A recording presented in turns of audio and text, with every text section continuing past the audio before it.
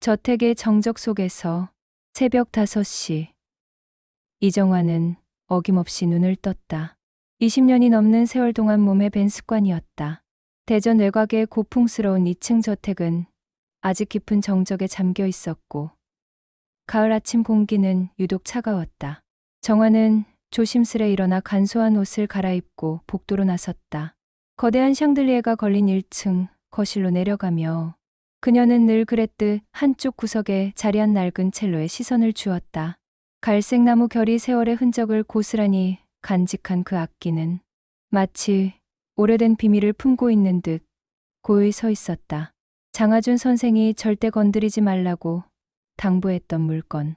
하지만 정화에게 그것은 단순한 금지품이 아니었다. 어린 시절 보육원 근처 작은 교회에서 공사하던 수녀님이 아이들에게 음악을 가르쳐 주었던 기억이 있었다.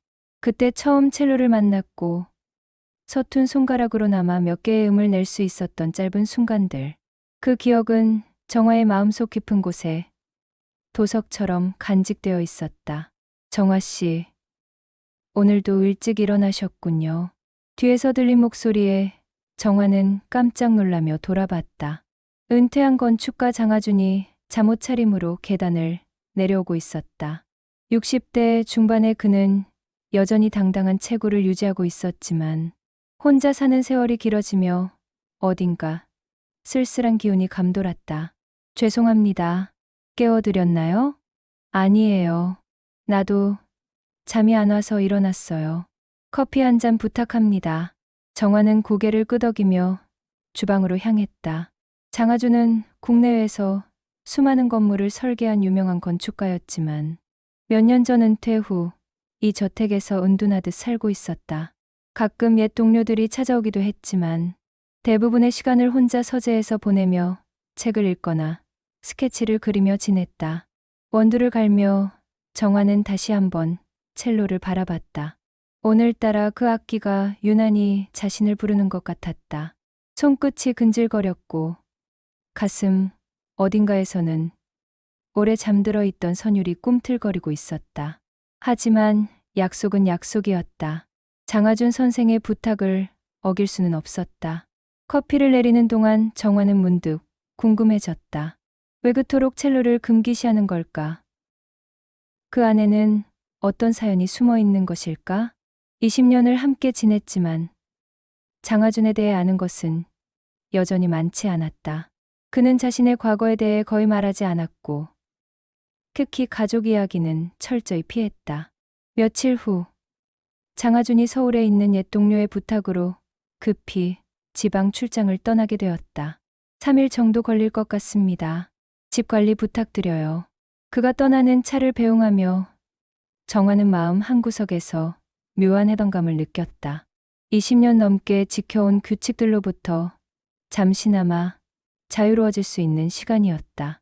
첫째 날 밤, 정화는 평소보다 일찍 모든 청소를 마쳤다. 저택은 고요했고 달빛이 거실의 넓은 창을 통해 은은하게 스며들었다. 그녀는 소파에 앉아 차를 마시며 첼로를 바라봤다. 달빛을 받은 악기의 곡선이 유독 아름다워 보였다. 그냥 한 번만. 정화는 자신도 모르게 중얼거리며 일어섰다. 떨리는 손으로 첼로를 조심스럽게 들어 올렸다. 생각보다 무거웠지만 손에 닿는 순간 오래된 기억이 물밀듯 밀려왔다.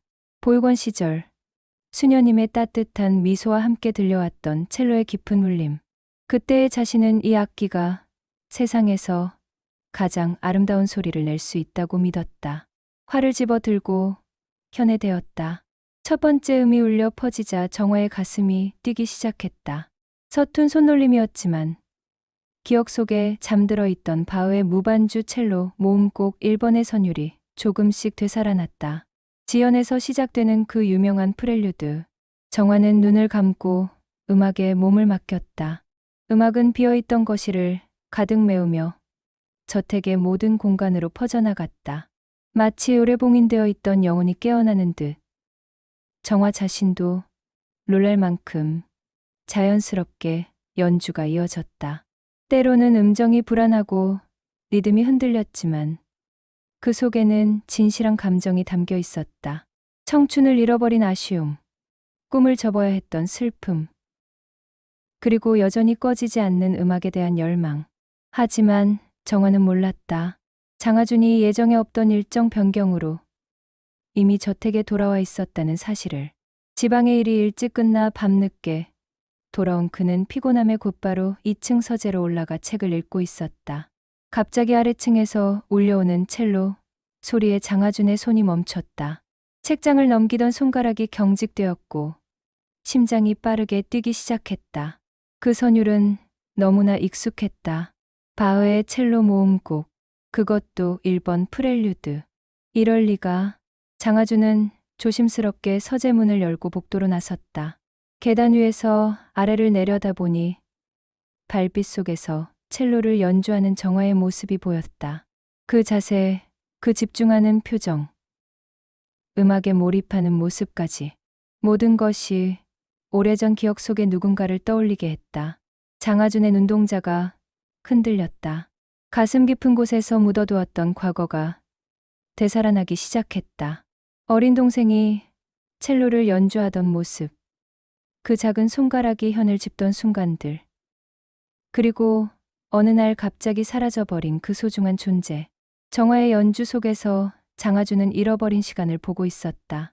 연주가 끝나갈 무렵 정화는 뒤에서 느껴지는 시선을 감지했다. 천천히 고개를 돌리자 계단 위에 서 있는 장하준의 모습이 보였다. 그의 얼굴은 달빛 때문에 정확히 보이지 않았지만 온몸에서 뿜어져 나오는 긴장감은 충분히 느낄 수 있었다. 선생님, 정화는 급히 첼로를 내려놓으며 떨리는 목소리로 말했다. 언제 돌아오셨는지. 장하준은 천천히 계단을 내려왔다. 각 발걸음마다 바닥에서 나는 소리가 고요한 거실에 울려 퍼졌다. 정화는 그의 표정을 읽으려 했지만 어둠 속에서는 분노인지 놀라움인지 구분할 수 없었다. 누가 허락도 없이 이걸 연주하랬소? 장하준의 목소리는 예상과 달리 차갑지 않았다. 오히려 약간 떨리고 있었다. 죄송합니다. 정화는 고개를 깊이 숙였다. 그저 한 번만이라도 만져보고 싶었습니다. 다시는 절대 안 하겠습니다. 그녀의 목소리에는 진심, 어린 후회가 담겨 있었다. 하지만 장하준은 예상했던 분노를 터뜨리지 않았다. 대신 그는 정화를 뚫어져라 쳐다보며 서 있었다. 거실을 밝히는 달빛이 그의 얼굴을 비추자 정화는 그 눈빛에서 복잡한 감정들이 교차하는 것을 볼 수 있었다. 분노도 있었지만 그보다는 당혹감과 무언가를 그리워하는 듯한 표정이 더 짙었다. 당신은 언제부터 첼로를 배웠소? 장하준이 조심스럽게 물었다. 어릴 때 잠깐 보육원 근처 교회에서 수녀님이 가르쳐 주신 게 전부입니다. 정화는 여전히 고개를 숙인 채 대답했다. 정말 미안합니다. 제가 철이 없었습니다. 장하준의 눈이 흔들렸다. 보육원. 그 단어가 그의 가슴을 파고들었다. 정화의 손놀림을 다시 자세히 살펴봤다. 활을 잡는 방식, 현을 짚는 손가락의 모양, 그리고 연주할 때의 몸짓까지. 모든 것이 기억 속의 누군가와 너무도 닮아 있었다. 몇 살 때부터 보육원에 있었소? 장하준의 질문은 갑작스러웠다. 정화는 놀란 듯 고개를 들었다. 5살, 아니, 정확히는 기억이 나지 않습니다. 아주 어릴 때부터였어요. 그녀는 왜 갑자기 이런 질문을 하는지 이해할 수 없었다. 장하준은 한 걸음 더 가까이 다가왔다. 정화의 얼굴을 자세히 들여다보며 그는 가슴이 터질 듯한 기대와 불안을 동시에 느꼈다. 눈썹의 모양, 코의 선, 입술의 곡선, 심지어 말할 때의 작은 습관들까지. 모든 것이 오래전 잃어버린 여동생의 모습과 겹쳐 보였다. 손등에 흉터가 있군요. 장하준이 정화의 오른손을 바라보며 말했다. 정화는 깜짝 놀라며 손을 뒤로 숨겼다. 어릴 때 다친 건데 어떻게 그걸? 장하준의 심장이 크게 뛰었다. 그 흉터의 위치와 모양까지도 기억 속 동생과 정확히 일치했다. 우연의 일치라고 하기에는 너무도 많은 공통점들이 있었다. 혹시 장하준은 떨리는 목소리로 말을 시작했다. 혹시 당신의 원래 이름을 기억하시오? 정화는 당황스러운 표정으로 그를 바라봤다. 왜 갑자기 이런 질문들을 하는 건지. 그리고 그의 눈빛에 왜 이렇게 간절함이 서려 있는 건지 알 수 없었다. 그날 밤 이후 장하준은 잠을 이룰 수 없었다. 서재에 앉아 오래된 앨범을 꺼내 들었다. 노랗게 바랜 사진 속에는 어린 시절의 자신과 여동생이 함께 웃고 있는 모습이 담겨 있었다. 동생의 이름은 정미였다. 부모님이 돌아가신 후 잠깐 함께 보육원에 있었지만 입양 기회가 생긴 장하준만 먼저 새로운 가정으로 가게 되었다. 그때 동생에게 약속했다. 꼭 다시 만나자. 오빠가 성공하면 꼭 너를 찾으러 갈게. 하지만 몇 년 후 동생을 찾으러 갔을 때 보육원에는 정미의 기록이 남아있지 않았다. 화재로 많은 서류가 소실되었다는 설명뿐이었다. 그 후 수십 년간 사설 탐정을 고용해서라도 찾으려 했지만 단서는 끊어져 있었다. 다음 날 아침 장하준은 평소보다 일찍 일어나 정화를 기다렸다. 그녀가 주방에서 아침 준비를 하는 동안 그는 조심스럽게 그녀가 사용한 찻잔을 챙겨두었다. 정화가 거실을 청소할 때 떨어뜨린 머리카락 매돌도 놓치지 않았다. 선생님, 오늘은 왜 이렇게 이른 시간에 일어나셨어요? 정화가 걱정스러운 표정으로 물었다. 아, 그냥 잠이 안 와서요. 장하준은 애써 자연스럽게 대답했지만 그의 손은 미세하게 떨리고 있었다. 점심시간이 되자 장하준은 급한 일이 있다며 외출했다. 시내에 있는 유전자 검사 전문 의료기관을 찾아간 것이다. 접수대에서 직원은 결과가 나오기까지 일주일 정도 걸린다고 했지만 장하준은 추가 비용을 지불하고 3일 안에 결과를 받을 수 있도록 했다. 혹시 특별한 이유가 있으신가요? 담당 의사가 물었다. 가족을 찾고 있습니다. 장하준의 목소리에는 간절함이 묻어 있었다. 그 후 3일 동안 장하준은 정화를 유심히 관찰했다. 그녀가 밥을 먹는 모습, 웃을 때의 표정, 심지어 걸음걸이까지 모든 것이 기억 속 동생과 닮아 있었지만 동시에 자신이 너무 간절한 나머지 보고 싶은 것만 보는 건 아닌지 의심스럽기도 했다. 선생님, 요즘 많이 힘들어 보이세요. 혹시 어디 아픈 데라도? 정화가 걱정스럽게 말했다. 괜찮습니다. 그냥 잠시 개인적인 일로 고민이 있을 뿐이에요. 셋째 날 오후 마침내 전화가 왔다. 장하준은 떨리는 손으로 전화를 받았다. 검사 결과가 나왔습니다. 직접 오셔서 확인하시겠습니까? 장하준은 즉시 병원으로 향했다. 진료실에 앉은 의사는 결과지를 보며 말했다. 99.97% 확률로 친남매 관계가 맞습니다. 이 정도면 확실하다고 볼 수 있어요. 장하준은 그 순간 눈앞이 하얘졌다. 의자에 주저앉으며 눈물이 쏟아져 나왔다. 20년 넘게 함께 지내온 정화가 그동안 단순한 가정부로만 여겼던 그녀가 바로 자신이 평생 찾던 동생이었던 것이다. 정말 맞는 건가요? 장하준은 떨리는 목소리로 다시 한번 확인했다. 네, 확실합니다. 축하드립니다. 집으로 돌아가는 길. 장하준의 마음은 복잡했다. 기쁨과 안도감, 그리고 죄책감이 뒤섞여 있었다. 동생을 찾았다는 기쁨도 있었지만 동시에 20년 동안 그녀를 단순한 가정부로만 대했다는 사실이 마음을 무겁게 했다. 이 진실을 어떻게 말해야 할지, 정화가 받아들일 수 있을지 두려웠다. 이틀을 더 고민한 끝에 장하준은 마침내 결심을 굳혔다. 그날 저녁 정화가 저녁 설거지를 마치고 거실로 나오자 그는 소파에 앉아 있으라고 했다. 정화 씨, 당신에게 말해야 할 일이 있습니다. 장하준의 목소리는 떨리고 있었다. 믿기 어려울 수도 있지만 끝까지 들어주세요.